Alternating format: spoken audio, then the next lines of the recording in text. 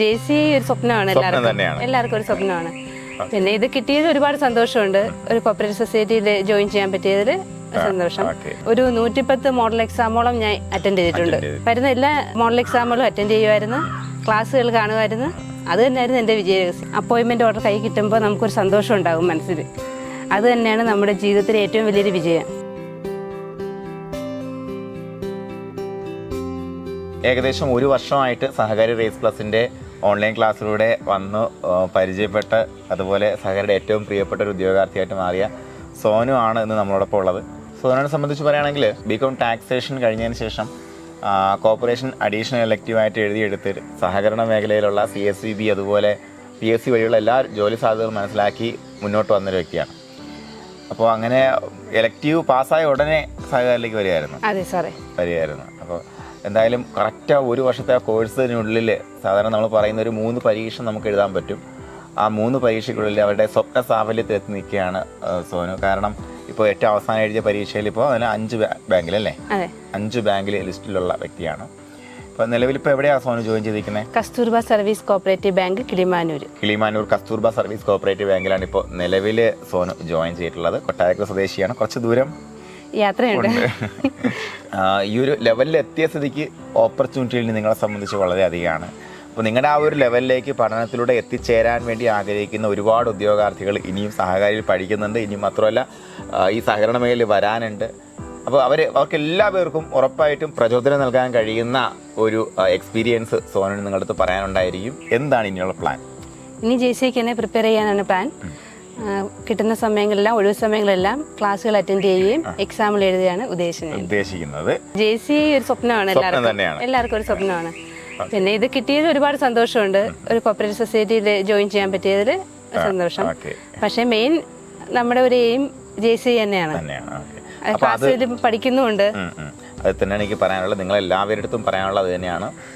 ഇനി വരാൻ പോകുന്ന 2 PSC പരീക്ഷകളല്ലേ, കേരള ബാങ്കും അടുത്തത് JCAയും, അത് കൃത്യമായിട്ട് നന്നായിട്ട് പഠിച്ച് മുന്നേറി പോവുക എന്നുള്ളതാണ്. അപ്പോൾ ഈ ഒരു വർഷത്തിൽ എന്തായിരുന്നു ആക്ച്വലി സോനുവിൻ്റെ സ്റ്റഡി പ്ലാൻ? കാരണം നിങ്ങൾ ഈ സഹകരണത്തെക്കുറിച്ച് ആകെ 2 പേപ്പറിലാണ് നമ്മൾ അറിഞ്ഞത് അല്ലേ? ആ 2 പേപ്പർ നമ്മൾ വായിച്ച് പാസ്സാവാൻ വേണ്ടി എഴുതിയതാണ്. അതെ, നോട്ട്ബുക്ക് ഒരു കുട്ടിയുടെ നോട്ട്ബുക്ക് മേടിച്ച് അത് പഠിച്ചു പോയി എക്സാം അറ്റൻഡ് ചെയ്തതാണ് ഞാൻ.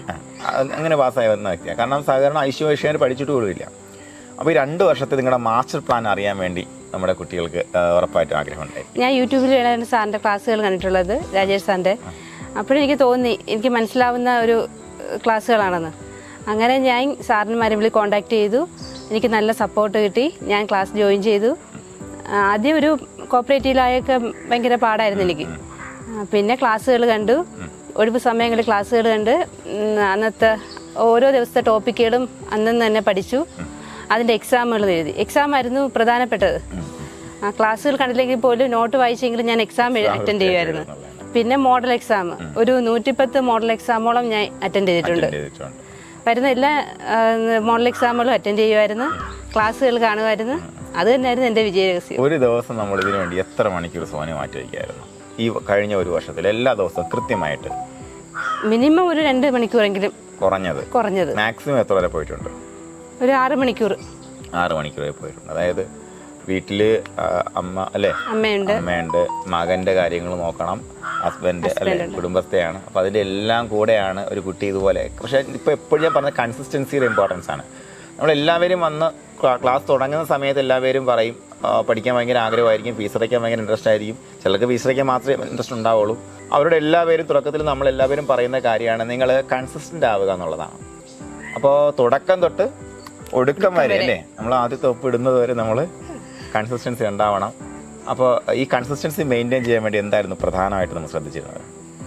ഒരു ജോലി വേണമെന്നുള്ളതായിരുന്നു ആഗ്രഹത്തിൽ കുറച്ച് നിന്നാണ്. പിന്നെ ക്ലാസ്സുകൾ നമുക്ക് നല്ല ക്ലാസ്സുകളായിരുന്നു. അപ്പോൾ വീണ്ടും കണ്ട് പഠിക്കാൻ നമുക്കൊരു പ്രചോദനം ഉണ്ടായിരുന്നു. പിന്നെ നമുക്ക് എന്ത് വേണമെങ്കിലും വിളിച്ചു ചോദിക്കാൻ ഒരാളുണ്ടായിരുന്നു. പിന്നെ നമ്മളെ ഒരു എക്സാം എഴുതിയില്ലെങ്കിൽ വിളിച്ച് ചോദിക്കും ഞങ്ങളടുത്ത്, എന്തുകൊണ്ട് നിങ്ങൾ എഴുതുന്നില്ല എന്ന്. അതുമൊക്കെ ഒരു പ്രചോദനം തന്നെയാണ്.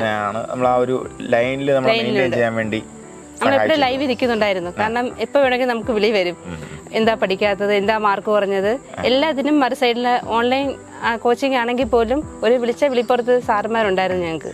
അപ്പോൾ കോർഡിനേറ്റർ നിങ്ങളുടെ കൂടെ നിന്നു എന്ന് പറഞ്ഞില്ലേ? അപ്പോൾ നമ്മുടെ ബാച്ചിന്റെ കോർഡിനേറ്റർ ആരായിരുന്നു? നമുക്ക് ഓരോ ബാച്ചിനും ഓരോ കോർഡിനേറ്റർ ആണ്. ആരായിരുന്നു? രേഷ്മ.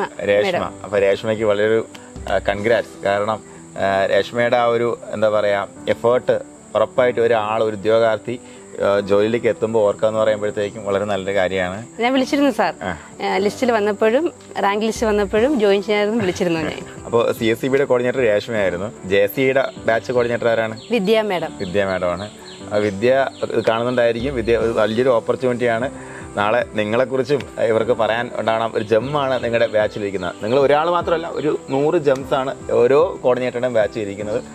അപ്പോൾ എല്ലാവരും ഈ ഒരു സിറ്റുവേഷൻ വളരെ സീരിയസ് ആയിട്ട് കണ്ടു. നമ്മുടെ JCI അതുപോലെ കേരള ബാങ്ക് എല്ലാം നന്നായിട്ട് പഠിച്ചു വരിക. അതിനോടൊപ്പം ഈ ഒരു മേഖലയിൽ നിൽക്കുന്ന ഉദ്യോഗാർത്ഥികൾക്ക് കൊടുക്കാനുള്ള ഏറ്റവും പ്രധാനപ്പെട്ട അഡ്വൈസ് എന്താണ് സാർ? ഹാർഡ് വർക്കിംഗ് ആണ് ഒരു സൊല്യൂഷനായിട്ടുള്ളത്. ക്ലാസ്സുകൾ അറ്റൻഡ് ചെയ്യുക, എക്സാം എഴുതുക, അത് തന്നെയാണ് നമുക്ക് തുടർച്ചയായി പോവുക.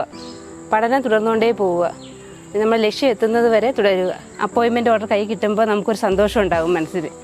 അത് തന്നെയാണ് നമ്മുടെ ജീവിതത്തിലെ ഏറ്റവും വലിയൊരു വിജയം. അതുകൊണ്ട് എല്ലാവരും പഠിക്കുക, പഠനം തുടർന്ന് പോവുക.